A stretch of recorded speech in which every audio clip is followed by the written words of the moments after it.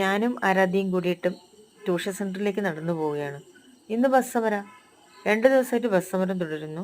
നമ്മൾ നടന്നു പോകുമ്പോൾ പറയുന്നത് കേട്ടു ബസ് സമരം പിൻവലിച്ചു എന്നൊക്കെ. ബസ് സമരം പിൻവലിച്ചു എന്ന് വിചാരിച്ചിട്ട് ബസ് ഓടാനൊന്നും തുടങ്ങിയിട്ടില്ല. അങ്ങനെ ഞങ്ങൾ നടന്ന് എടക്കാട് ടൗണിലെത്തി. ഇതാണ് എടക്കാട് ടൗണ്. ആരാധ്യ ഉണ്ടായത് കൊണ്ട് തന്നെ ക്യാമറ ഞാൻ ഓൺ ചെയ്തിട്ട് എൻ്റെ നെഞ്ചോട് ചേർത്ത് പിടിച്ചിട്ടാണ് ഞാനിങ്ങനെ നടക്കുന്നത്. ആ ഒരു ഇത് മുമ്പേ ഈ ടൗണിലൂടെ പോകുന്നത് വളരെ പോവാറുണ്ട് സൈഡിലോട്ട്. അങ്ങനെ താക്കോല് മിൽമയിലുണ്ടാകുമ്പോൾ താക്കോല് വാങ്ങാൻ അങ്ങനെ പോയിട്ടുണ്ടായിരുന്നു. പക്ഷെ അല്ലെങ്കിൽ അതിൻ്റെ ബാക്കിലോട്ട് പിന്നെ നമ്മളെ മഹാത്മയിലേക്ക് കയറാൻ പറ്റും. ഇതാണ് എടക്കാട് ടൗൺ. എടക്കാട് ടൗണിലൂടെയാണ് പണ്ട് കണ്ണൂർ തലശ്ശേരി ബസ്സൊക്കെ പോയിരുന്നത്. ഇപ്പോൾ നമുക്ക് സർവീസ് റോഡൊക്കെ വന്നതുകൊണ്ട് ഈ ഭാഗത്തേക്ക് സ്വകാര്യ ബസ്സുകൾ ടച്ച് ചെയ്യുന്നത് വളരെ കുറവാണ്. ചക്കരക്കല്ല് പോകുന്ന മണികണ്ഠൻ ഇത് ടച്ച് ചെയ്യാതെ കടമ്പൂർ റൂട്ടിലേക്ക് പോകാൻ പറ്റില്ല. അതുകൊണ്ട് അതങ്ങ് പോകുന്നുണ്ട്. അപ്പോൾ കുറച്ച് നവീകരിക്കുകയൊക്കെ ചെയ്തിട്ടുണ്ടായിരുന്നു.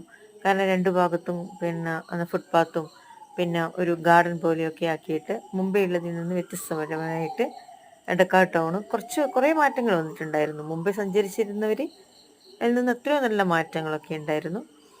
അപ്പോൾ ഞാനിപ്പോൾ നടന്നു പോകുന്ന സമയത്ത് ഒരു വൈദ്യരപീടിയും പിന്നെ ഒരു ഫാൻസി പിന്നെ പണ്ടേയുള്ള ബേക്കേഴ്സ് ബേക്കറി അങ്ങനെയൊക്കെ ഉണ്ട്. പിന്നെ ഓട്ടോ സ്റ്റാൻഡ് അങ്ങ് കടന്നു. ഓട്ടോ സ്റ്റാൻഡിൻ്റെ പിന്നെ ചുവക്കപ്പട്ടി ബാങ്ക്, ഒരുപാട് ടൈലർ ഷോപ്പ് ഉണ്ടായിരുന്നു. KP Mukundan Taylor shop, Ashraf അങ്ങനെ ഉള്ളത്. പിന്നെ മീൻ മാർക്കറ്റ്, ഇറച്ചി, കോഴിപ്പീടിയ അങ്ങനെ എല്ലാ സ്ഥലങ്ങളിലൂടെ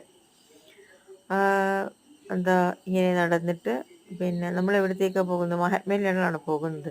അപ്പോൾ മഹാത്മേൻ്റെ സ്റ്റെപ്പ് കയറി മുകളിലെത്തിയപ്പോൾ അർപ്പിത്തും അദ്വൈതും ഉണ്ടായിരുന്നു. അർപ്പിത്തും അദ്വൈതും പറഞ്ഞു, എന്താ നിങ്ങൾ വീഡിയോ എടുത്തിട്ട് വന്നത്? ഞങ്ങൾ പറഞ്ഞു അത് അങ്ങനേ എടുത്ത് വന്നതാണ്, ഇവിടെ അവസാനിപ്പിച്ചതാണെന്ന്. അപ്പോൾ